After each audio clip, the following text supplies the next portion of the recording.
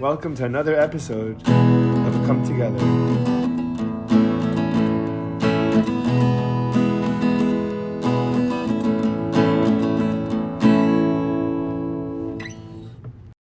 We are live with musician, writer, journalist, and podcaster, Alan Paul. Welcome. What's going on? I'm so happy Uh, to have you here. yeah, happy to be here. Thanks for having me. You forgot to say bon Oh vivant. man, Um, oh yes, of course. I apologize. yeah, And I'm so excited to talk about so many things. You are the Allman Brothers authority, I would say, and I'm sure that I hope you agree. And I kind of wanted to talk about, for my own sake, a little bit because I'm pretty familiar with a lot of their history, but but you really know the depths and get into the weeds of things, and I would love to do that. I love learning, the lore and the depths of the background of my favorite bands, and then you had quite a reputation and career in China. And I want to talk to you about China, and I want to talk to you about journalism. So there's a bunch of places I wanna go to, but if you're just introducing someone to the Allman Brothers Band, uh, how are you describing it to them, and what are you telling them is the foundation, the spirit behind the band? I'm telling them to open their wallet and buy my books. No, kidding. The Allman Brothers for me are the great American band. You could certainly make a strong argument for the Grateful Dead, and some of the same things apply to them. I just for my own, and I wouldn't really argue with anyone who said that. And the Grateful Dead probably have had a deeper cultural impact in a lot of ways. But both of them, so at that point, it's a matter of taste that I just prefer the Allman Brothers. I'm more of a blues guy. I listen to a lot of blues and jazz. And the Allman Brothers are that Sure. intersection where they brought blues and jazz and improvisational music, and they had more of a swing than the Dead and really more than, any rock bands, and that was in part well, it was because of all of them. I mean, the 6 original members, each of them was responsible for it. But it's that music that, for me, hits me in my I feel like music and art, you can appreciate with your mind, it can be intellectually satisfying, cerebral. It can be, emotionally satisfying, like, in your heart, and it can be sort of, hit you in the gut or, like in this sort of very visceral way, and for me, the Allman Brothers have touched all of those at the same time, and I don't find that much music that engages all 3 of those erogenous zones, so to speak. Mhm. It's intellectually fulfilling, emotionally fulfilling, and has that guttural, thing that people love about rock and roll. Um, and so that's what does it for me. But they also the other thing about them is that they were so diverse, and highlighted by the fact that they had 2 singer-songwriters who were really great and very different in Gregg Allman and Dickey Betts. And so because each of them in their own right, had they never been in the Allman Brothers, probably could have had pretty, I'm sure, you know, successful solo careers, and they would have been quite different solo careers. And then bringing the 2 of them together with that incredible band is what makes them so unique. So, yeah, it's the breadth and the depth of their music. Yeah, and what's really cool about the Allman Brothers, similar to the Dead, is that, and I wanna talk a little about some of the history, but that they've gone through a lot of changes in the band, like you mentioned, famously, but again, if you don't know anything about this, they suffered 2, found fa you know, foundational and monumental deaths in '71 and '72. I think their first album was in '69 or '68, so just a couple of years after they started, and their music, like, you can listen to Allman Brothers show from, the Fillmore East and 70 in the '70s and get one type of style, and then you could go back to the '80s, and the whole Dreams album and that whole era, and you kinda get something else, and then you get the 2000s where you get Warren Haynes and Derek Trucks and, get Jaimoe, and you get, like, I mean, the 2003 and 2008 tours in particular, I know I've listened to a bunch of the concerts from, and I mean, they're just as far as the music and as far as the song choice and the variety in the set lists, it just felt really, really sophisticated. So, and the Dead had, had a very similar repertoire in the sense that, as band members would come and go and sometimes come and go from this world, that their style would change. When Pigpen died, they missed a lot of that, a lot of that those great blues numbers that kind of just went to the wayside, and they became a little bit more country oriented. So I don't know what you think about that, but Yeah, to well, me, that's kind of what stands out also. and for all these bands, there are fans who, will say it was never the real band after. So, you had some old deadheads that say, "I never listened to them after Pigpen," that was what I loved. And certainly Allman Brothers fans, there's a contingent of, "I never listened to them after Dwayne." Um, and you could take the and I understand that, but I think ultimately it's a mistake. I mean, certainly there are bands who lose a member and never are able to successfully move on or replace it. Um, I don't think that's the Led case. Zeppelin comes to mind. Yeah, well, they didn't even try, right? They made that Yeah. decision. Uh but, yeah, I mean, when Pigpen died and they added Keith and they went in a very different direction and it opened up this whole other area that had a sort of jazz tinge, almost prog rocky approach. And then, you had with, um, the Allman Brothers, I mean, after Dwayne, I know that for people there, including some of the band's management, to some extent, even the band, it seemed impossible that they would continue. They didn't know exactly how.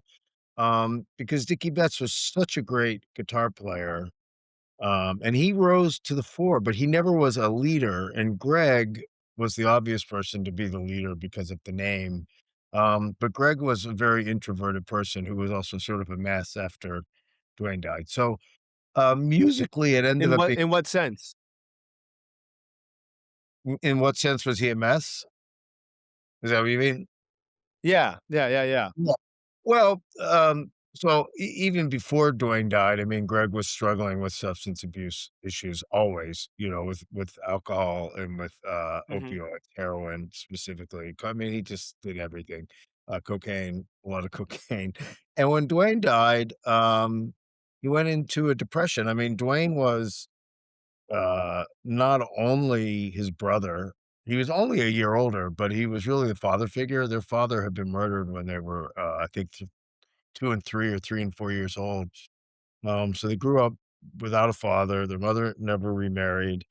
And Dwayne, by virtue of his personality, which was incredibly aggressive, take charge, became the man of the house at basically age 4 or 5, and, um, he always called Greg "Bae Bro," which for baby brother, and, I think Greg pretty much did what Dwayne said, and, when the Allman Brothers Band first formed, before they were the Allman Brothers Band, Greg was the last member in, and I get different stories from different people, but I think they both had a little bit of hesitation about being in a band together, which they had just they had done for years when from when they were teenagers until that point. I'm actually in a band called The Hourglass, which had gone out to LA and ended sort of badly, and Dwayne split, and they barely spoke for about 6 months. Greg was a little bitter about Dwayne sort of abandoning him out there and sick of being under his thumb a little bit, I think, and Dwayne felt that Greg was a little unreliable. Anyhow, they it was clear, and some of the guys have always said that they had to bug Dwayne to call Greg because they all knew what a great singer and songwriter what a great singer was. His songwriting was just really beginning. Um, Jaimoe, who was the first member that Dwayne hired, is insistent that Dwayne told him from the start, "I'm gonna put this band together and then get my brother. Greg's the only one who can sing in the band I'm thinking of." So, Jaimoe tends to be really reliable, so I'm going with Jaimoe. So I think Dwayne always planned on having Greg in the band, but, yeah, it's a unique situation, a unique dynamic, and their ability to keep adding members, as you said, is also unique, and after Dwayne passed away, they played as just a five-man band for a year, and I think they did a remarkably good job. I don't like listening to those shows that much. I find them a little sad. You can hear the holes, but if you listen to it with an open mind, I think it's quite remarkable what they pulled off. And then when Barry died, just pretty much exactly a year later, they were in a similar situation, and they added, Lamar Williams, who was Jaimoe's best friend from growing up, and continued to roll, and they became a bit different, and I forgot to mention before that, they had finally sort of replaced, Dwayne, so to speak, with Chuck Leavell, so they replaced him with another great soloist, but on piano instead of guitar, which was a really Right. innovative way to handle that. It's like you're literally not asking anyone to come in and play Dwayne's parts. You're just looking for another instrumentalist to fill out the sound, add to the power. And what eventually happened is Lamar and Chuck had a real jazz vibe and a sort of swingy thing, and so it changed the direction quite a bit, and at times, Dickey would get a little upset about how jazzy it got. He used to make fun of Chuck and call him Chopin and Rachmaninoff and stuff like that. But I think I think it was great, and the music really stands up if you listen to the live shows from 1973 and sometimes in '74. Started to get a little a little shaky in there. But, J-Mo, Lamar, and Chuck developed this, like, synchronicity with each other that eventually spun off when the band broke up to become the band Sea Level, which was, overtly sort of jazz influenced, sort of fusion-y, instrumental, mostly music. It's really cool to hear how you could, you look for a good player to kind of fit in,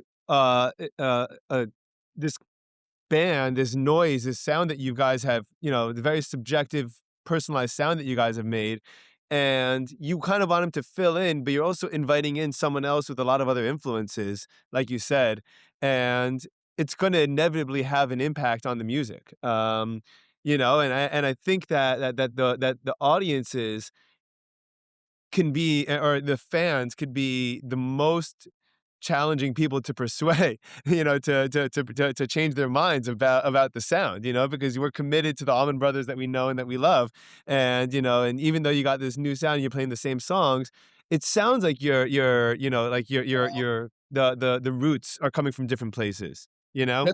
That's definitely true, but, counterfactual to that is that right after that new band came together, after Dwayne had passed away, is when Right, they Eat a had Peach. yes. Well, you Peach then the next album, Brothers and Sisters, by far their biggest album ever, and they had their first hit with Ramblin' Man, and, so I guess they developed a lot of new fans, but yeah, to go back to what you said at the very beginning, it is sort of stunning to think about that Dwayne really was only a member of the Allman Brothers Band for 2.5 years, and, the band eventually lasted 45 years, until 2014. Yeah. And, I've written some stuff about it and I've reshared it, and I will again on my Substack, um, which is called Low Down and Dirty. But, the Mhm. extent to which Dwayne was still sort of the driving force of the band until the end, 45 years later, 42 years after he had died, 43 years after he had died, really. Um, quite remarkable, like, that he coulda set that up, especially that he because he didn't sing and he didn't really write songs. And Right. that's pretty unusual for an instrumentalist to have that much impact on a band, from a not front person perspective. But I think to the very, very end, there was an element of the band that when there was a decision that had to be made, it was still sort of what would Dwayne do, which I think is pretty cool. Yeah, he was like the guiding spirit of the band. It's a cool concept. It's a Yes. really cool concept. I and what's and I mean, like you said, I mean, people don't like to think about this, but I think Dead and Company has been playing almost as long. No, I guess that's not really true. But Dead and Company's been going on for what? Since Jerry died in '95 Well till Well, now, pretty Dead much, and right? Company didn't To really 20 begin twenty. until, I mean, there were all kinds of other things that happened with various members of the Grateful Dead. I mean, But it wasn't Dead& and Company until, 2000 what, 16 or something like that. So it was really and then, Right, okay, gotcha. yeah, and that ended with, Bobby's, passing, which is, still sort of shocking because he was so everywhere that it's hard to believe he's, not not with us anymore. Yeah. But I've yeah. talked to a lot of people about it. I talked to a lot of people about it since he'd passed, and what's funny is that almost the universal reaction from the Dead fans have been they're sad that he's gone, they're kind of in shock, and they're like, "But we know," like, there was an immediate there's almost like a sense there wasn't a sense of tragedy, there was a sense of more celebration of his life when he died. A shock that it happened, but more celebration than I think type of tragedy that so many of our favorite, musicians kind of we associate with the way that they leave this world.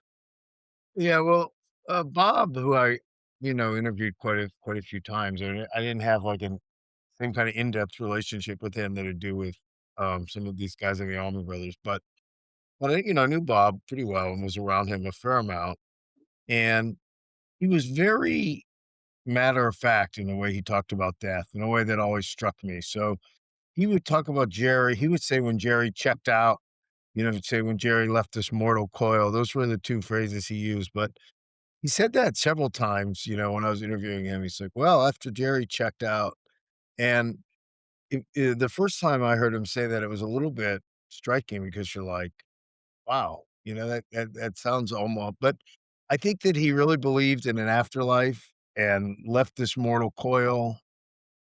To me, it was his way of saying, then moving on to the immortal coil. That's how I heard it, and so that's what I thought of right away when I heard. I was shocked because I had heard rumors that he was sick, but I didn't know any details at all. I don't think anyone did as far as I know, and,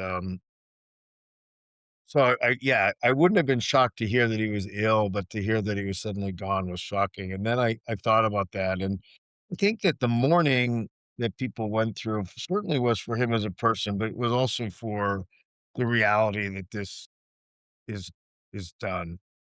Uh, and the Yeah. music will live forever, and, there's great bands like Joe Russo's Almost Dead and Dark Star, and, the fact that Phil and Bobby and, they played with so many people, so you have Oteil was on in Dead& and Company for years, doing Oteil and Friends, and he'll forever have a piece of that flag. I imagine John Mayer uh, will eventually do something dead related. And then Graham Lesh, Phil's son, has been very active and so many people who Yeah, played. he was great. Yeah, and so those guys ran like a Grateful Dead university for the last like decade or 20 years or something. That's how I look at it. And so they minted a lot of PhDs in that music. And so certainly the music's not going anywhere. But Dead and Company wasn't the Grateful Dead, but it was a strong echo of it, I guess, and having Bobby up there, um, was a huge part of that, and so you could feel like you're at a Dead show, and I don't think there'll ever be anything again quite like that, so, I feel, I wish Yeah. I'd gotten to see Dwayne. I'm happy I got to see Jerry and go to quite a few shows and live in the world where these guys did and see Greg, 100 times or whatever the heck I saw, and, it's I feel lucky to have had these experiences and, not just with them, but certainly very much including them. Well, you are lucky. I mean, and you know what? You're also lucky because I know that I bet that in 20 years from now, someone's going to say to you, you went to Tedeschi Trucks at the Beacon, you went to Billy Strings at, in Newark. Like, what was that like, in 30, 40, 50 years from now? And listen, at the end of the day, like, thank God, I think that the musical torch that for many years, I thought that, great music was gone. It turns out I just didn't know where to look, and it was really, and for a couple of years it was really sad, and then I've discovered a whole new world of just incredible music and across genres. And one thing I actually did want to ask before we talk about China a little bit was a lot of the music scene in the late 60s, early 70s did revolve around the coasts, like San Francisco, Los Angeles, and the Mm. whole Laurel Canyon scene, New York. What were the Altman what were the Allman Brothers doing? Where were they geographically? What was going on culturally that really like because you know that the Dead came from obviously psychedelia and like Bob Dylan came from this whole folk beat scene. The Allman Brothers have such a swampy but warm and fun and chaotic, kind of noise that I mean, it really feels it feels like beauty and chaos all at once. And I'm sure that's influenced with their actual, where they're from and where they were coming up as a band. Yeah. What can you tell me a little bit about that? Yeah, so it's not really as simple of a story like as the Dad, who are decidedly from San Francisco. Um, the Allman Brothers came up in Macon, Georgia, but none of them are from Macon, none of them are from Georgia. But that they moved there after they formed. They formed in Jacksonville, but the only one actually from Jacksonville was Butch Trucks. Uh, Greg and Dwayne were from Right. Daytona Beach, Florida. Um, but they had moved out, they were also from Los Angeles, so to speak. I mean, they had been out there with the Hourglass, and they had had some very real experiences. I mean, their first gig after they moved to LA, in '67 was opening for The Doors. It was Summer of Like My Fire, and they played the Whiskey A Go-Go, they played with Buffalo Springfield, they hung out with Neil Young, the Nitty Gritty Dirt Band, Jackson Browne, they saw Taj Mahal, which is what is so they had some real influence from California, that they brought back again. Dwayne then was a session musician for a while at Muscle Shoals, so he played with Wilson Pickett, he played with Aretha Franklin, he played with Oh, the cool. Boz Scaggs, and Somebody Loan Me a Dime, which is just one of my favorite tracks of his from that. Um, so they had a lot of experience. Jaimoe, had a fascinating history. I mean, he had toured he's from Gulfport, Mississippi, that ended up in Macon because he was playing with different, R&B musicians. He played with Otis Redding, he played with Percy Sledge, When a Man Loves a Woman was a giant hit. He played with Joe Tex, who was a giant star, Clarence Carter. So he had had all these great experiences. Barry Oakley had played with this band, Tommy Rowe and the Romans, who were sort of like a pop garage band, and then ended up in Florida after being on the road with them. And Dickey Betts and Barry had been in this band called The Second Coming, which was kind of a psychedelic rock band, who the keyboardist of was Keith Winans, who went on to play with Stevie Ray Vaughan and Double Trouble. So even though Wow. when they formed, they were between, I think, 20 and 25. Barry and Greg were the youngest, and Dickey and Jaimoe were the oldest, and, Butch and Dwayne were sort of in the middle. But so the oldest of them was 25, the youngest was 20, but they still had so much experience, that they all brought together, from Otis Redding to and Aretha Franklin to, having played shows with Yeah, it's with crazy. with The Doors in Buffalo Springfield in LA. So, that was a lot. So, like Dickie Betts said to me one time when I asked him about that, I sort of said, "How were you guys so mature at such a young age and such a good band so quickly?" Because they formed at the end of March 1969. They played their first proper gig, billed as the Allman Brothers. They had done these jams and stuff before that on May 1st in Macon, and they recorded their first album in August. That was a lot, really Wow. fast, and, Dickie said, "Well, we weren't a garage band, we were a nightclub band." Everybody had played a lot, of shows before we ever met or did anything together. So, um, but I think that the place where the Macon sound really came together and is most heard in the Allman Brothers to me is Brothers and Sisters. That's an album that where after Dwayne had passed away, um, Dickie well, one of the last things he recorded with Dwayne was Blue Sky. That was one of the first times that Dickie brought a little bit of a country influence in, and then Ramblin' Man, they really leaned into that. And so I think that album is where the country-ish Macon Georgia red clay thing kicked in a little bit and had a huge influence on modern Nashville now, and all of what became known as Southern rock, which Allman Brothers never liked to be called, really sprung from their success, and sonically, probably from Brothers and Sisters, but Leonard Skinner, Marshall Tucker, Wet Willie, The Outlaws, all got a chance to be successful because of the Allman Brothers' success. Before that, most bands was really considered as a rock band if you wanted to make it wherever you were, you had to move to one of the coasts, no, I mean, I Right, guess right, if you or play one of those big festivals with everyone that they did. yeah, so, they were just they're a unique animal, which is what makes them, to me, an endlessly interesting topic of conversation, and why I can keep writing books about them and articles and talking about them because, there was a lot there are a lot of stories that come together to make the one story, and each of the 6 original members are pretty interesting characters that deserve biographies in their own right, and then over the years, you had all Mhm. the other great characters like Chuck Leavell, Derek Trucks, Warren Haynes, who have stepped in, and they each have their own sort of fascinating story to tell. Yeah, yeah, it's a it's a ton of fun, it's a ton of fun, and you know what? It's the reason why I love musicians like Bob Dylan, for example, who I can never get him.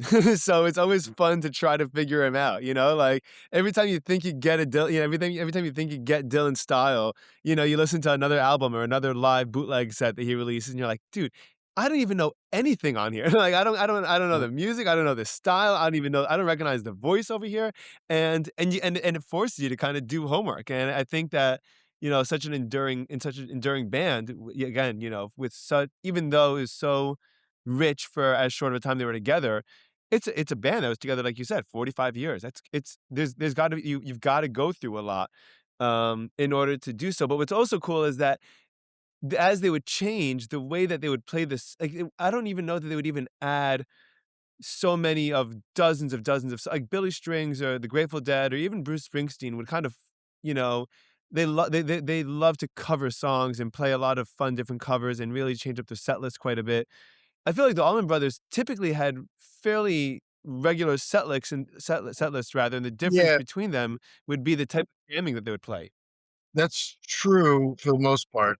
It changed after 2000, and 1, after Dickey Betts was out of the band and Warren came back in, and Warren had left for a few years and came back and replaced Dickey, basically, and that's when the Dickey and Warren era began. I'm sorry, Warren and Derek era began, and Warren, was more schooled in the jam band ethos and certainly in the Dead world. By then, he had played shows with them, and he was like, "We can't keep playing the same." He had been working on Dickey for a long time, you know? Did I lose you? No, I'm here. Ephraim, do you hear me?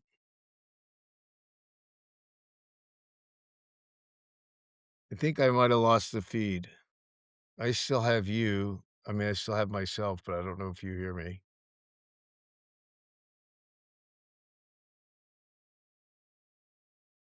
Hmm. Maybe we should we dial back in?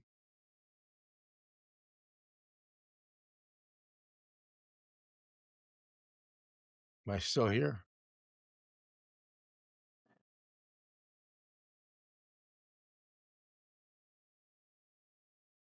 Okay, I'm back, and yeah, you just froze up all of a sudden. Hey, everyone, real quick, if you're enjoying the show, click subscribe and rate the show 5 stars. Helps a ton. Thanks so much. Alright, we're back. Sorry about that. Uh, As you were saying, I'm yeah, sorry. so Dickey was so if you go all the way back to the origins of the Allman Brothers, they played pretty much the same set list every night, Right. and, they would vary it a little bit. It wasn't literally the same set, but basically each tour had a set list, and they sort of stuck with that, and very, very different than the Grateful Dead from the very beginning, who were playing wildly different set lists. Um and I don't think this is why they did it, but in the end, that put a great value on every show, to with the tapes that they were recording because of Bear, Owsley Mhm. Stanley, but Yep. because the shows are so different, not just in performance, but also in the actual set list, every show becomes like its own album Yeah. in a way that the Allman Brothers didn't quite do. Now, uh Warren, after they reformed in 1989, really worked on Dickey and wanted to change the set list up.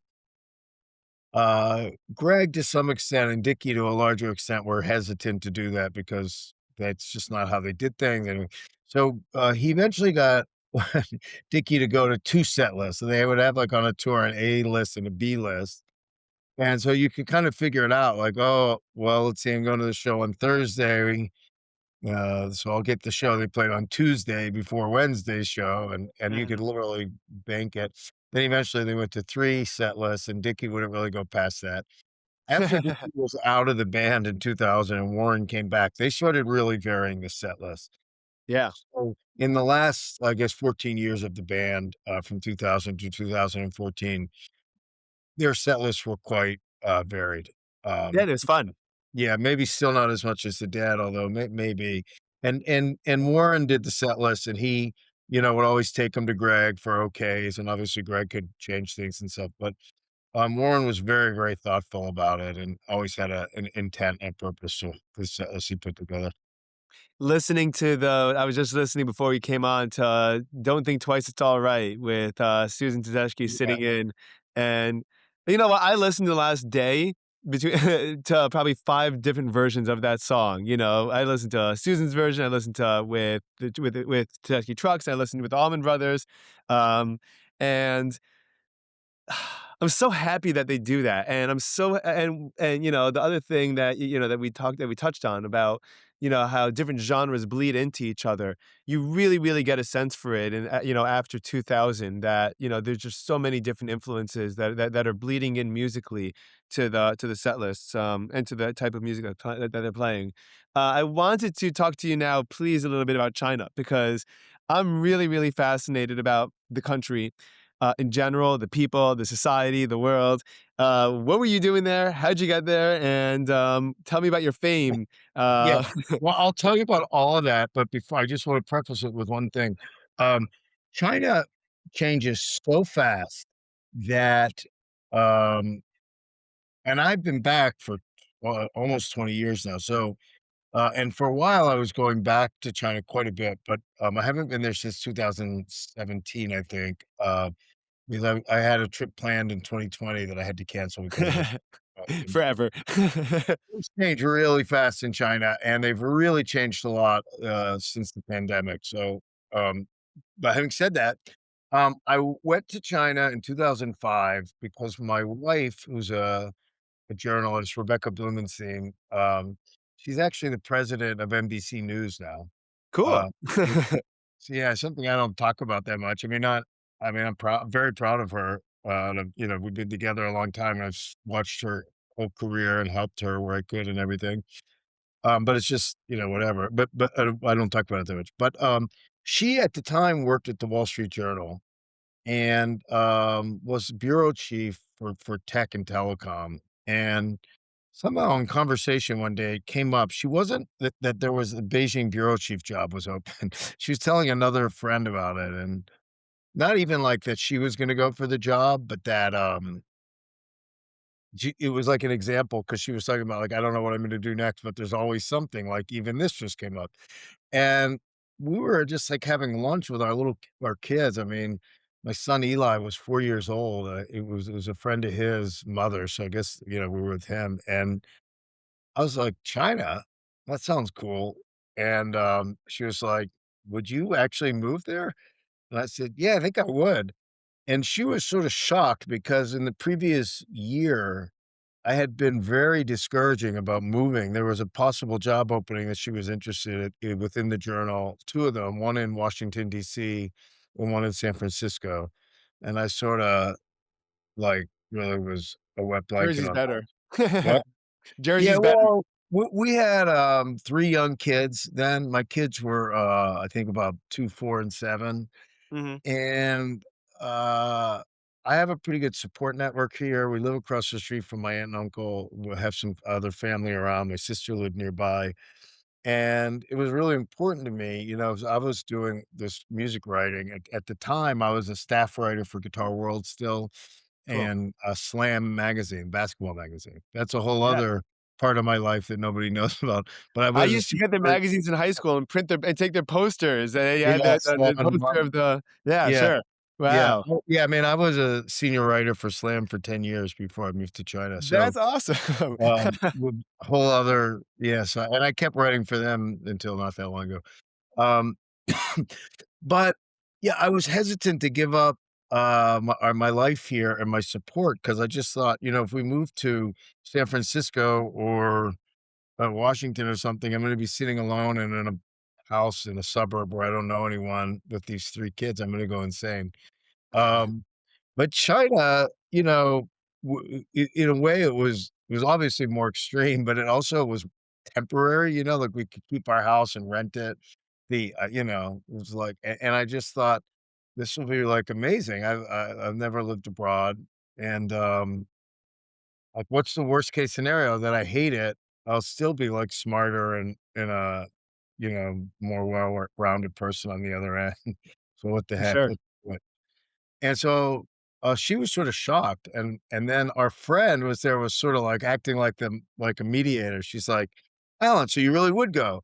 Rebecca, would you actually be a candidate?" And she's like, "I might be," and so we left this lunch resolved that she would go in on Monday and, put her hand up for the job, and she did, and long story short, she got it, and it was sort of a fluke, really, because, they tended to send China experts there, for obvious reasons, and there was no one at that time, one person who was supposed to become the bureau chief, China wouldn't give a visa to because they didn't like some articles he had written, and someone else dropped out, and so they didn't have a China expert, and so they just wanted to send someone they trust. Rebecca had done great work, so she came home one day and she was like, "Are you serious about moving to China? Because this is moving along. They're actually taking it seriously." And I could still, like, just say I've changed my mind, but it's, like, getting to the point where pretty soon that will be causing me a problem. So I Were was like, you were "No." you were you anxious about this at all? Or what are you thinking? I wasn't. I was surprisingly not anxious until I did have a few moments, but at first I really was like, let's just do it. Um, the Guitar World had a new owner. They started saying that I was on salary at Guitar World, which was amazing. So I was able to stay home, be with my kids. I mean, they did. I had to get daycare and stuff for them, but so I could work, but I was, it's from where I live and the way I looked at it at that point, 2 of us commuting into the city was just gonna be too much. Sure. But one of us commuting in, and then I was here and I could be flexible, and again, as I said, some family around, so if I really couldn't do something, I had some backup. Yeah. So, but Guitar World had a new owner, and they were starting to basically so it was getting close to where they were gonna cut me off on salary or make me come in the office. I didn't really wanna go back. I had worked in the office at Guitar World for 6 years. I didn't really wanna do that again, and with the lifestyle we had built up, and I was doing this stuff for Slam and some other stuff. So, I was like, my sweet little gig here is gonna wrap up sometimes fairly soon, and this Right. China sounds so cool. Let's just do it. I was born in Anchorage, Alaska. Cool. My parents, yeah, my dad is a pediatrician, and, he joined the Indian Health Service, now called the Native American Health Service, to provide medical care to Native Americans, and they had a choice of going to Sitka, Alaska, or somewhere in Arkansas to a reservation, and they chose Alaska, and it was a very defining thing for them. They stayed after he was out of the service. They moved to Anchorage for a couple of years, which is where I was born. Mhm. Um, and so I guess I talked to my parents about it, and I remember my father said, "Look, you can't say no to this." Yeah. Like Alaska has defined our lives in many ways, like that we could have never predicted. Uh-huh.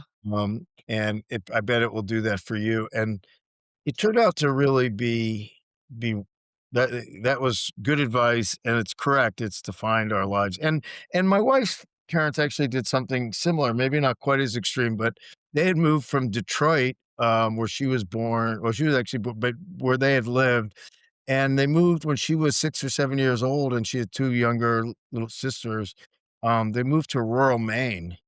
for Wow. 3 years. And so I guess both of us had this concept in our growing up that you can do something crazy when you have kids and it's okay. Yeah. Yeah, so China, I didn't know what I was gonna do over there. I didn't, and it just became like my world opened up in so many ways, and my whole life and career, I mean, not to just for a second to ignore, like, personal growth and family growth and stuff, but just strictly focusing on the career. I took a risk because I gave up these steady gigs, but didn't lose my relationship with the magazines, and it opened up so much. Eventually I became a columnist for the Wall Street Journal, writing about living as an expat.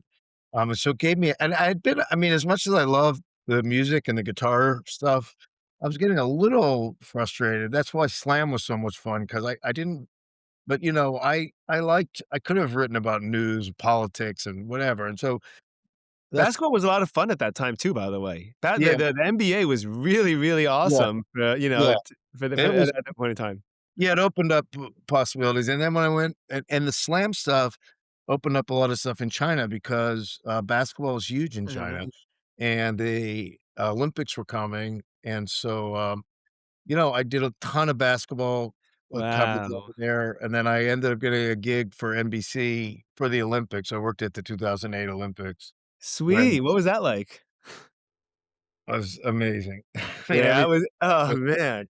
I Can had you take me through, like, just, like, some cool experiences that you had with them? 'Cause I would love to hear about that. with the Olympics Yeah. specifically. Yeah, sure. Well, okay, so give me a second, I'll get to that. So, Okay. by the time the Olympics came, I had been in Beijing for 3 years. I had that city on lockdown, like, I really knew what was going on there. I was writing that column for the Journal, I'd done that at that point, I think, for 2 years.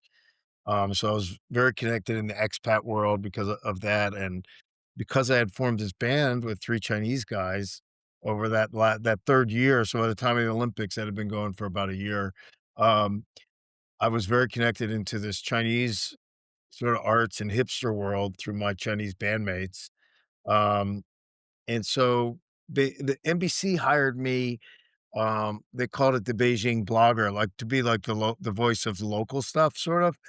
So what my assignments were really like, I had a full pass, I could go to anything, uh, at the Olympics, but they really wanted me to focus on Chinese stuff.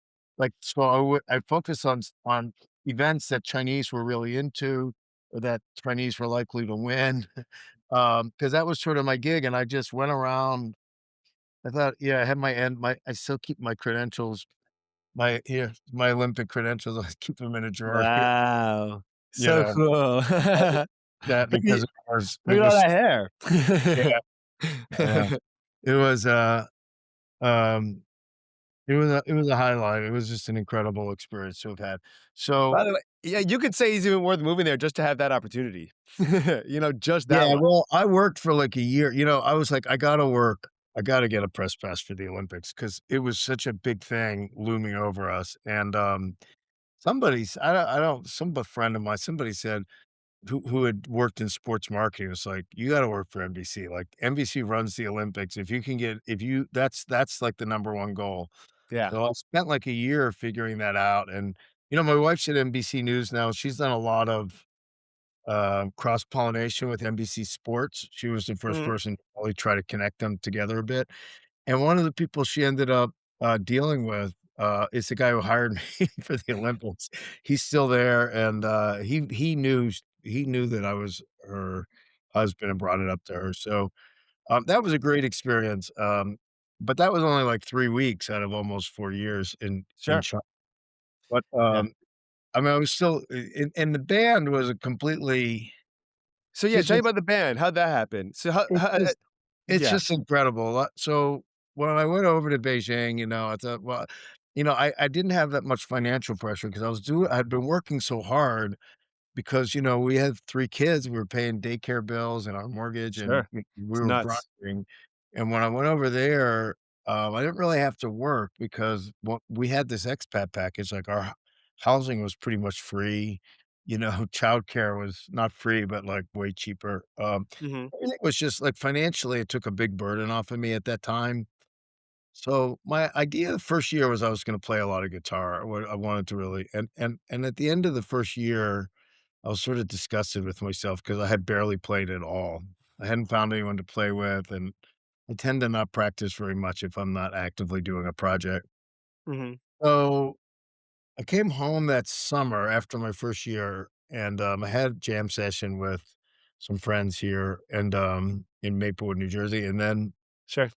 I bought a new guitar, to sort of inspire me, which was an Epiphone 335, because I have a 335 that I love right here. It's a 1970 335. Ooh, nice. Right.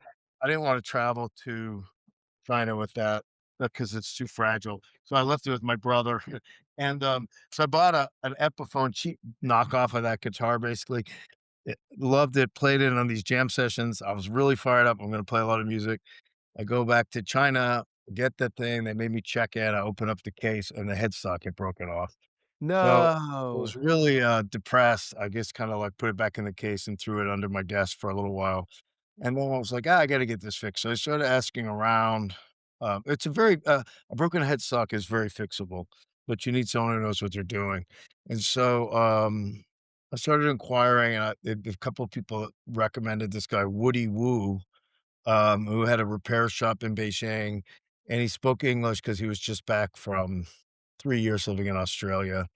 Mhm. And so I contacted Woody, and because I wanted to get, good treatment, I was like, "This is Alan Paul from Guitar World."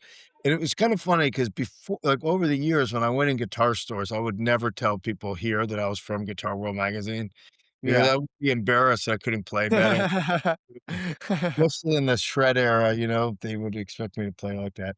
But in China, I wanted to make sure he paid attention to me, and it totally worked. He wrote me back, and he's like, "I looked you up. You've interviewed so many of my heroes. I would love to help you." Blah blah blah. We made an appointment. I brought him the guitar. He met me. He was about 12 years younger than me at the time. I think I had just had my 40th birthday. He was 28, and Did he have an Australian accent from learning English there? a little bit. He had yeah, a little bit. He had a yes, he had a little bit of a strange accent, but yes, it leaned towards Australia, and he had an Australian wife also. Oh, cool. Um, and he which is how he had moved there. He is covered in tattoos. He had a big nose ring. He was wearing, like, aviator glasses when I met him. And metal is pretty popular there. In fact, I had gone to, like, a tribute to Dimebag Darrell concert because I saw it listed. I'm like, "That's wild." So, yeah, I figured Woody was a metal guy, and all those years on staff at Guitar World, I mean, I did not just my passion stuff, but I interviewed Metallica and Megadeth, everyone. I mean, whoever, like, I had to write a certain number of features a month, and whatever they needed, I did. And, I just kind of figured that's the stuff he had read. But then, he got the guitar, the guy who was gonna fix it, he brought it to, and we worked it all out, and then he said, "Oh, I'd love to talk to you about your experiences." And we sat down, he took his jean jacket off, and he had a tattoo, like, in his whole left upper arm of Stevie Ray Vaughan. And I couldn't believe Nice. and that was actually what he had read, it turns out, from me, was stuff about Stevie Ray. And, I had written the liner notes on the Stevie Ray Vaughan box set, which was fairly new at the time, I think, a few years old, and he just couldn't believe that the guy who wrote that, because Sitting in he the shop. had walked into his shop in Beijing. That was wild to him, but to me, it was wild, like, I'm in Beijing, I just found a 28-year-old Chinese guy with a tattoo of Stevie Ray Vaughan. Like, so we were both, sort of delighted to find each other and surprised. He thought I was a big deal, I thought he was a big deal, really, and then we, exchanged numbers and stuff, and I just thought like, "Oh, I got this Chinese friend, maybe he'll take me to some cool bars and, like, gigs and I would see Sure. some cool bands and stuff." And then when the guitar was ready, he invited me. He told me it was ready, and he said, I have a gig, with a kinda cool band, like, on Wednesday night. Do you wanna come see us? I'll pick it up there." It's like, "Yeah, that would be great." So I did, and the band was actually really cool. And he said to me before, he showed me the guitar, it was great, and, China, was really at the time, it was all cash society. They went from cash to cashless really fast with no credit card in between, it's all with pay Mhm. by but anyhow, to them, it was totally cash, and they were like, you didn't get anything without cash in advance, and the first sign that Woody was a different kinda Chinese guys, he was just like, "Yeah, the bill's in the case, just, we'll figure it out." And I was Right. like, "Okay." So then he's like, "Hey, do you wanna jam with us?" So I said, "Sure." He's like, "Alright, I'll make sure the guitar's tuned and leave it on stage, and we'll call you up." And I'm like, "Alright." Just, I don't have the best ear, so, just tell me the key when I come up and make it a repetitive song, so, "Oh, no problem, no problem." So he called me up, and they did that. It was a very, like, Pink Floyd-y song, sort of like a blues in E, and I played Okay. along, mostly and I think I played a solo. It was fine. Um, it's not like I killed it or anything, but it was fine, And then, I got off, and then I sat back down, and then the guy introduced me. He said, like, in Chinese, we have a very famous American journalist, rock journalist here, Alan Paul, they introduced me. I'm like, "Oh, that's nice," and I kinda waved. I was just sitting by myself at a table drinking a Qingdao, and then, um, he said something else, but it was all in Chinese, and I understood the first part, but I sorta lost him on the second. I didn't understand some of the verbs, and I was like, "He's talking about me, but what is he saying?" Then I realized everyone's clapping and looking, and what he was doing was calling me back up and No give way. the band, basically. Like, he was gonna walk off stage and just give me the band, and I was sort of freaked out. I had a little bit of a fight or flight. I almost ran, but, my guitar wasn't there, I wasn't that strong. So, yeah, so I went up and I was just like, "Geez, what am I gonna do?" And, nobody speaks English except Woody. Woody was playing lap steel, I should have said, and That's he's cool. yeah, it's cool, he was really good. So I was trying to think what would sound good with lap steel. So I played, Deep Ellum Blues, you know, Sure. Love that blues song. with that song, and I played Dead Flowers, which probably got a little tricky because it's an easy song, but it has, some changes that if you don't know it, you might not expect. And then I played a really dumbed down version of Southbound, like, without the Nice. basically. And it was cool, like, my expectations were so low, but I was just like, "Hey, I didn't blow it, and people seemed to like it." That was cool. And that was that. And then, It's pretty diverse. It's a pretty diverse, kinda set list, no? yeah, well, it was literally off the top of my head of, like, what do I know? Like, the what because I was so thrown in there, like, what will I not mess up that the other guys can pick up and that I'm Sure. comfortable singing? That was more the issue for me actually than playing was the singing. And they Um, loved it. yeah, and so then, afterwards, Woody said to me, "I thought your singing was great," I was like, "Wow, okay." Really, in retrospect, my singing was probably better than my guitar playing, but I was more confident in my guitar playing than my singing, I shouldn't have been, but, so, yeah, so he was like, "I'd love to do more stuff with you." And, I had an American friend who owned a really nice restaurant, and I had played there a couple of times with other people. Mhm. Um, I had started, like, sitting in with people and jamming a bit, but and she wanted me to host How'd an you open. find these places when you're going around to sit in with people? Like, I think a lot of Oh, people. yeah, like, so uh that place where it was near my house, and it was a kind of a really cool expat hangout, but it was a mixed Chinese expat crowd, and, the owners were a couple with a Chinese man and a American woman, and Uh-huh. so that was another one, and I never would have sung in public in as much. I sang with these guys I sat in with there because I was friendly with her, and I got these other guys to gig there. And she said to me also, "I love your singing, I'd be cool for you to host an open mic here." And I wasn't confident enough to, like, host an open mic by myself, Mhm. but I like the sound of 2 guitars more than 1 guitar anyhow. I'm not like a finger picker who can, like, carry it by himself. I mean, I can for a song or 2, but Yeah. So, once I met Woody, he's like, "I'd love to do more with you." I said, "Hey, you know what? I have an open invitation to host an open mic. You wanna, like, work up a set and we'll do that?" And he said, Sure." So, basically, we did that, and then a friend of mine who was another American guy, was a great saxophone player I had jammed with a few times.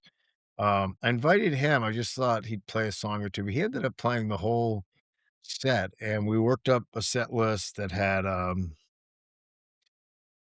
I don't know what was in it. I mean, probably all those songs I mentioned, maybe, and then, I don't know, That's What Love Will Make You Do. I How would play, Meet Me in the did they Morning. how willing did they know all this stuff? Were they willing to learn it? Was this like, what was the reaction? What was that Well, like? yeah, uh Woody didn't know most of that stuff, but was willing to learn it, and he knew who all the people were for the most part, Right. but he didn't know it really well. The crowd, like those initial crowds, those were mostly that place was a mostly expat crowd, which Mhm. made it kinda easy because I had been there for a year, I guess, a year and change by then. I knew a lot of people, and so I had a lot of friends there, and they were just kinda into, like, seeing their buddy play. Sure. Um W Then we went through a few different, we had, like, a different upright bass player for a while, and we had a percussion player. We were gonna keep it really acoustic, and then, uh, percussion player was a cool guy. He was an African guy who was a music teacher at my kid's school, who played in a really cool reggae band, actually. Um, there was a lot of interesting people floating around Beijing, like, there really were, and eventually, when Woody realized, like, that we were getting better and better and we played some stuff, he went and got an amazing drummer and bass player, Mhm. and a bass player first and then the drummer, and that was sort of our 2nd year as a band, and that's when it became really a band. So, it was all, like, just kind of everything we did before that was just, like, laying the groundwork to get to that, Yeah. and these guys were incredible, and, I I had this there's a BB King song called "You Better Not Look Down If You Wanna Keep on Flying," Mhm. and, that was sort of my mantra because I had a lot of things in China happen to me that I couldn't believe were happening, like writing the column, and it was successful, and forming the band, and then the band, and I was just like, I can't think about this stuff too much. I gotta, like, stay in the Yeah. moment and keep reacting. Because I learned, even, like, on the gigs, if I allowed myself to wander my brain even for a second, I would mess up the song, you know?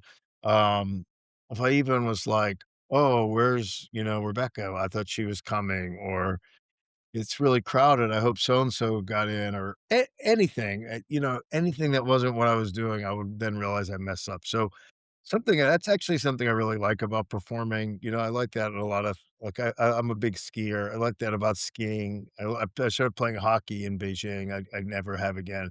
I like that about hockey. Like if you quit focusing for a second, you're Yeah. I do jujitsu, it's the same thing. yeah, yeah, I like that, and it took me a while to realize that about myself, that brought out a part of me that's in a good way, it's very therapeutic. Yeah. Um, and so it was just step by step, like, I never would have formed the band thinking like, "I'm gonna form a great band and we're gonna make, like, a run at something." And, it was just one thing after another. We got those guys and they were really good, and then Woody was like, you know, "We could actually be a good band, but are you willing to, like, rehearse and, like, Mhm. arrange these songs because we were still sort of just jamming every time we got together, and I said, "Yeah." He wrote me when I was home on, like, a long summer break, and he said, "We have to have a meeting about the band when you get back." I was like, "Okay." And, Nice. I was sort of dreading it because I thought he was gonna, say that he was, and when we got together, he basically was like, "We could keep doing what we're doing, or we could try to be a real band if you're willing." And he was actually told me later, surprised that I said yes because he knew how busy I was and with my kids and stuff. But to me, the opportunity, first of all, to do it in China was obviously incredible. But even beyond that, like just the chance, like the meeting that I had with these guys, like if I had been starting a band here, I wouldn't have been able to get that quality of musicians at the level I was at that point. Mhm. And they were great, and I knew it, and that made me get better, you know, fast because, I'm not gonna be the weak link. I mean, maybe I still am gonna be the weak link, but I'm not gonna be that weak of a link. So, yeah, it really worked. I really, really worked on music in a way I hadn't quite before. Always it was something I did for years, but not with that much focus intent. I never approached it the same way like I approach my writing of, like, really digging in, putting in the time, and really focused effort to get better and learn things, and Do you find you're, like, more surgical now or much more nuanced about music in yeah, general? you know, I'm probably I'm a lot better in a lot of ways. I'm certainly have a lot more experience, but I don't think in some ways, I'm probably not as good because, I'm playing in this band now, Friends of the Brothers, which is great. I put it together with, Junior Mack and Andy Allenord, who played with, Jaimoe and Dickey Betts, Mhm. respectively, for years, and we're doing Allman Brothers stuff, but we've put together an incredible band. But I just play acoustic guitar in that band, and so I've learned a lot of songs, and my right hand has gotten amazing because 'cause I'm playing with 2 amazing drummers and a bass player, but Yeah. it's different than, like, in so the Chinese band, the name was Woody Allen, which is pretty funny. Those are just our names. But in Woody Allen, I mean, I was carrying the band. I mean, because, I was often the only guy playing chords. We went through different things. I played electric guitar. Woody played lap steel and electric guitar and slide. I mean, I'm sorry, and harmonica. Um, but we eventually realized, like, our sweet spot of a sound was with him playing lap steel and me playing acoustic. And that made us really unique. And so eventually I quit playing electric, in the band, and he mostly quit playing electric. And then we still had Dave, the sax player. So Mhm. we had a killer rhythm section, and then the front line was alto sax, acoustic guitar, and lap steel. Yeah. It's a pretty different sound, you know, It like, no is. It sounds it really was cool. yeah, easy for us to sound like Is your ourselves. music on Spotify or online? Um, it's not it was, and unfortunately, my Chinese record label seems to have disappeared. Oh, Uh dear. We did record an album called Beijing Blues. I'm gonna get it back out. I own the copyrights, all this stuff. I can totally do it, and I will. Yeah, Um, yeah, I would love to and hear it. I have I'd love to share it for sure. yeah, it's pretty cool, you know, and I had never really written songs before. I had written a lot of half songs, but I hadn't really finished that many songs, and, Uh-huh. I wanted to start writing original music for the band. I mean, we knew it was an imperative, and, it's fun. This is where, like, my journalism, crossed with it in a way because I remember thinking, "Okay, what should I write about?" Well, I thought of the way Robbie Krieger from The Doors, the first song he ever wrote was "Light My Fire," Mhm. because Jim Wilson at a rehearsal was like, "You know, I'm writing all the lyrics. Why don't you guys write some damn songs?" And Robbie told me that Jim told him sometime, "Just focus on the elements," you know, Mhm. so that's where he came up with fire. So he's like, "What element? Fire. Okay, fire. So Well, I light funny. and fire." And yeah, so I thought of that. I was like, "Well, what are the elements of Beijing?" Pollution, you know, at that time, it's improved a lot. Yeah. At the time, the air was really bad. I mean, it was often like this thick, soupy thing. So I just wrote the first line, "They say the sun is shining, but I don't see it anywhere." And Nice. because Great that was lyrics. my experience, like, Yeah. you could look at the weather map, you know, and it would show a sunny day, and you look outside, and it was, like, totally fog. That's Mhm. crazy. So, yeah, so I just started writing from my experience, you know, and then turned out that our bass player's amazing Chinese musician named Zhang Yong was a great songwriter, and he started bringing some songs in Chinese, and so then we became a bilingual band. Cool. Big you know, it was probably still, like, 70% English maybe, but, yeah, we started doing more and more Chinese songs, which was cool, you know, um, it wasn't a Chinese guy singing English he didn't understand or a, English speaking guy, me, Mhm. singing bad Chinese. It was a American guy singing in English and a Chinese guy singing in Chinese, and I think that's better. So, yeah, we had an amazing run, recorded How this long do you CD. guys play for? We played well, we had, like, 1 full year in that edition of the band, Mhm. actually from yeah, like, from September until, like, July when I moved. No, I'm sorry, I moved in no, year and a half, sorry, a and it was incredible, we were just really kinda gaining a next level. We won this, award as best band in Beijing, which Cool. was incredible in a reader's poll from, That's Beijing magazine, and it was incredible, and then that got us attention, and we toured a bunch. We played, all over the country. We played big festivals. It What's was it an like? What are the people there like? What's the society and culture there like? Do you find you just, like, could slip right in and just, you're okay? What's yeah, I mean, again, just to reiterate what I said at the beginning, I mean, China has changed so much that I can't Right. but, yes, Chinese people are very, very open. They have a lot in common with Americans. They tend to be pretty, China-centered, just like people here are America-centered. They're big countries that don't have to think about the rest of the world that much, Right. Right. unlike a lot of other places in the world. Mhm. Um, and they're very family-oriented, and they like to have a good time, and they're not automatons. People, I think, have a vision of them being like North Korea. It's not like that. We were also there during sort of a golden era, was opening up quite a bit. There was a Mhm. sense, that both politically and economically things were changing, certainly economically. There were way more middle class people. There were They great took, I think, clubs. 600,000,000 people out of poverty. Yeah, I mean, it's one of the great success stories, for all the flaws and issues they had. Yeah. Uh, it was also interesting, I mean, you're Jewish, right? That's right. Well, I'm Jewish too, and my Chinese bandmates were fascinated. Otai Ren is Jewish person in Chinese. Otai means, Jewish and Ren is person. And, they had great reverence for Otai Ren. Um, a lot of it based on sort of stereotypes, but, Mhm. um, like, "Oh, Jewish people are like us." They had a sense that they're like Chinese more than other Westerners are. Um, they care about family and education. That's mostly those and they're good with money. Yeah. And that was the stereotypes they had, and they were positive stereotypes as far as that goes, and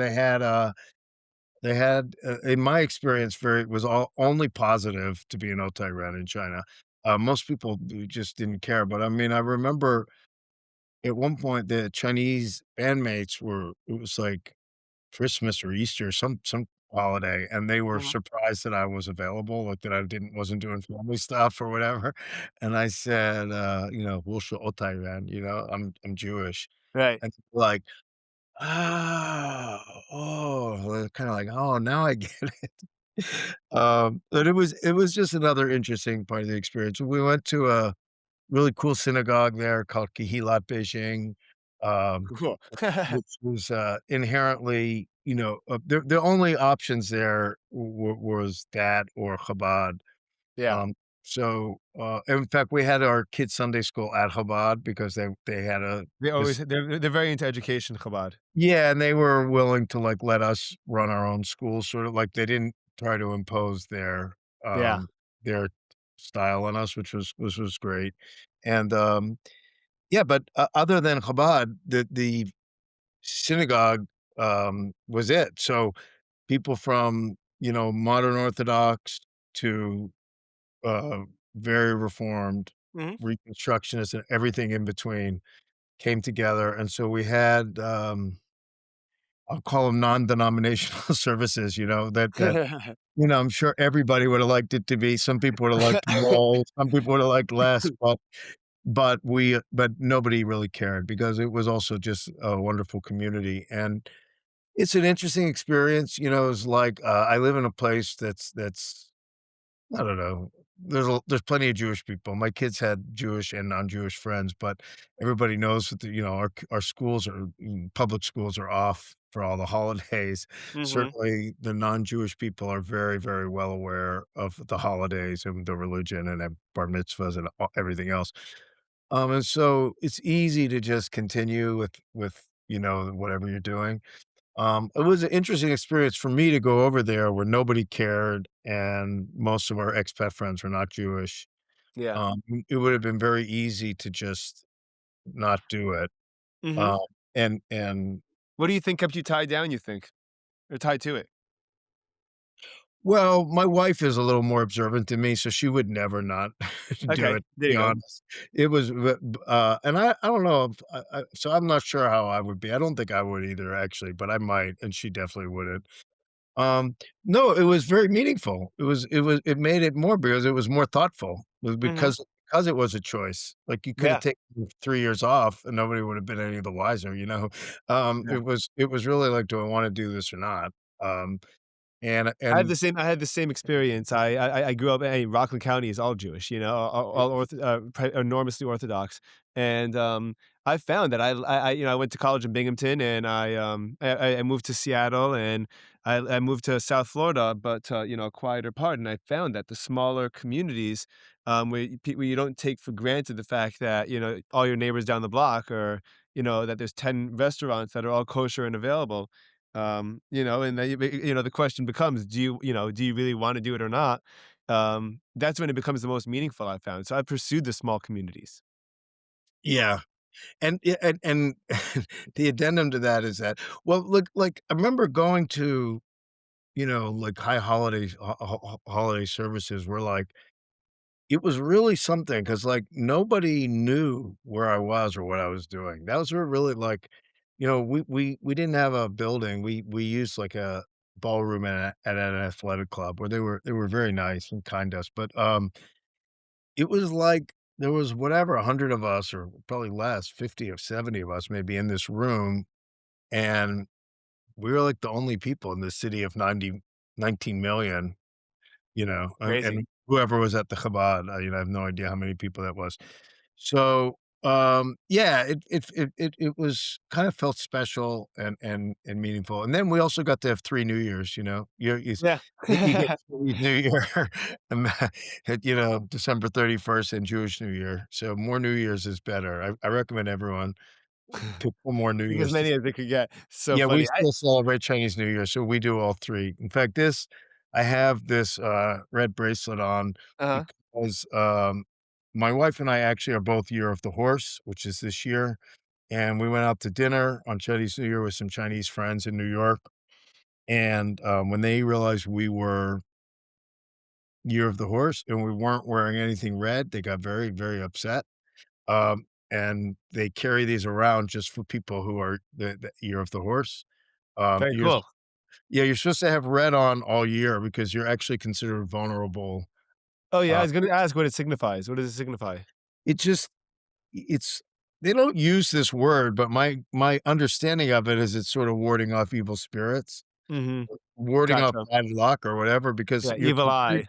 you're considered vulnerable, during your year, It's and cool that these superstitions exist everywhere, dude, because yeah, you go to Israel, you go to the Kotel, you go to the Wailing Wall, and people will give you the exact same red string bracelet for the exact same purpose, to protect you yeah, from evil eyes. yeah. I don't know whether and they're 2 different universes. Yeah, yeah, I don't know what well, Chinese people traditionally, will wear red underwear during Mhm. during their birth year because that way they always have red on. That's the easiest way to make sure you always have red on, to That's just buy so a bunch of funny. red underwear and wear it. So my friends who gave this to me were like, "Yeah, either buy a bunch of red underwear or keep this on," and so it's only been like a month, but I've kept it on so far.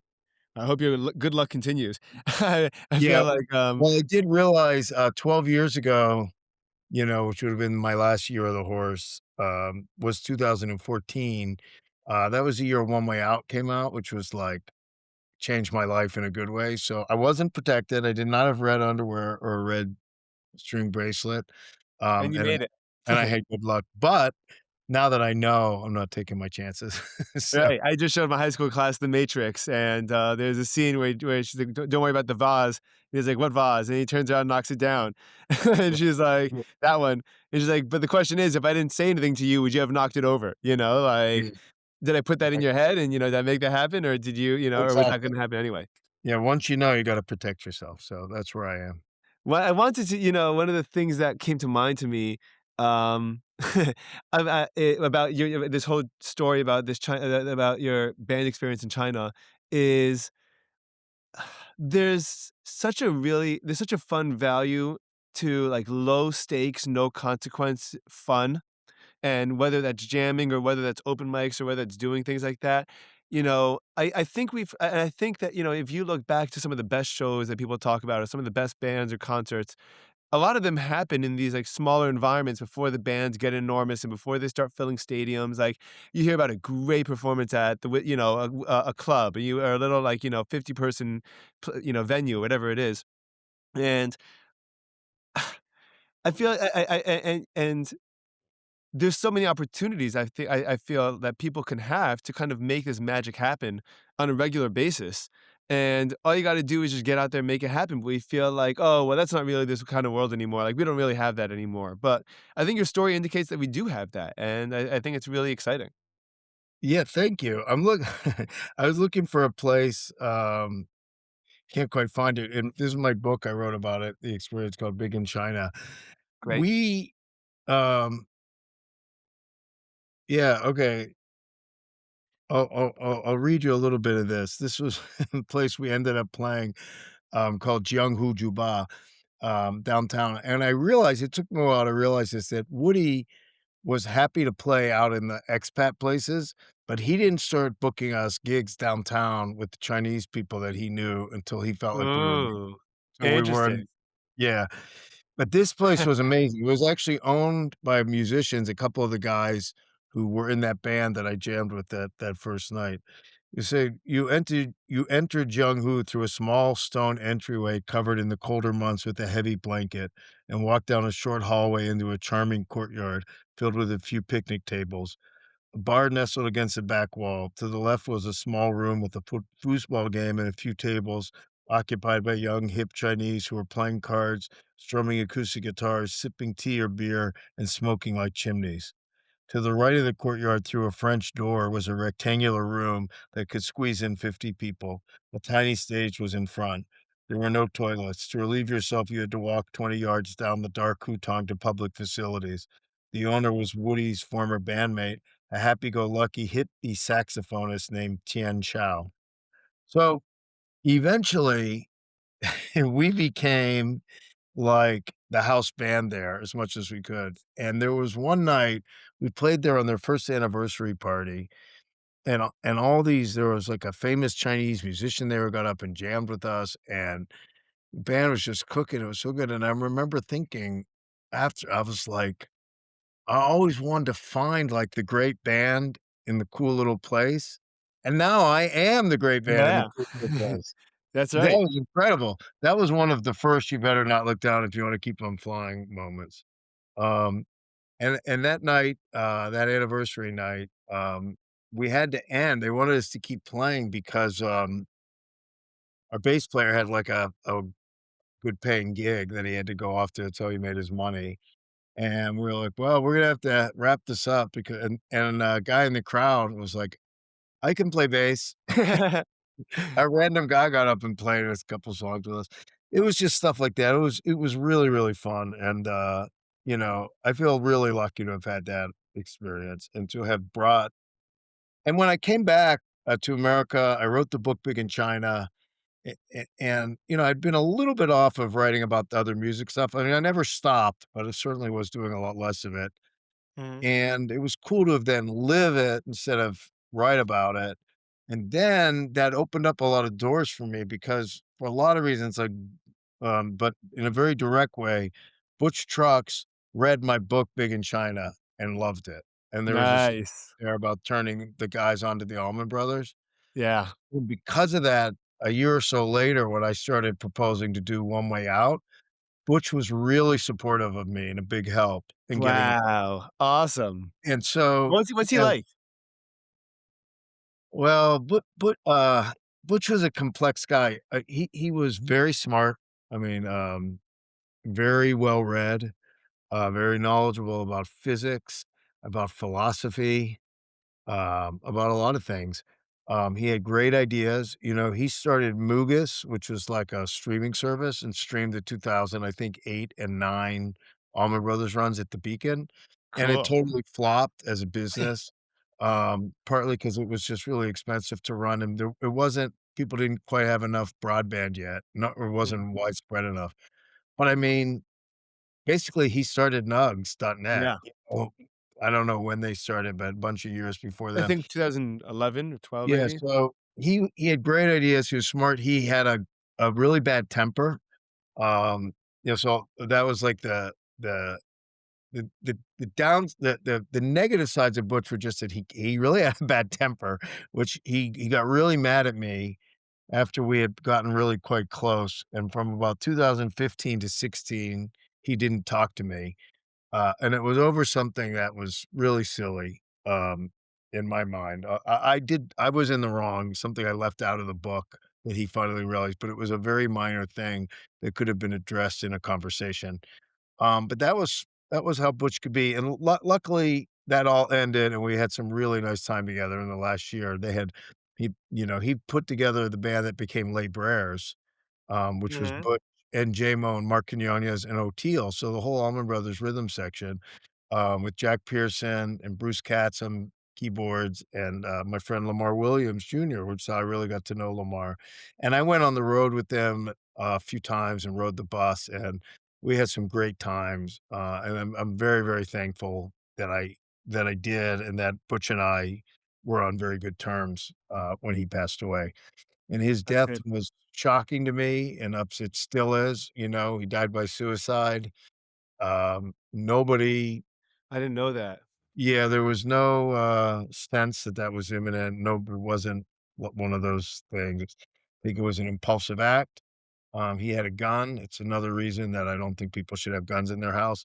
And Butch wasn't a big gun guy. He wasn't that kind of guy. Actually, nobody really knew he had a gun. Like he had it just in a drawer somewhere. It wasn't Yeah. like a gun guy.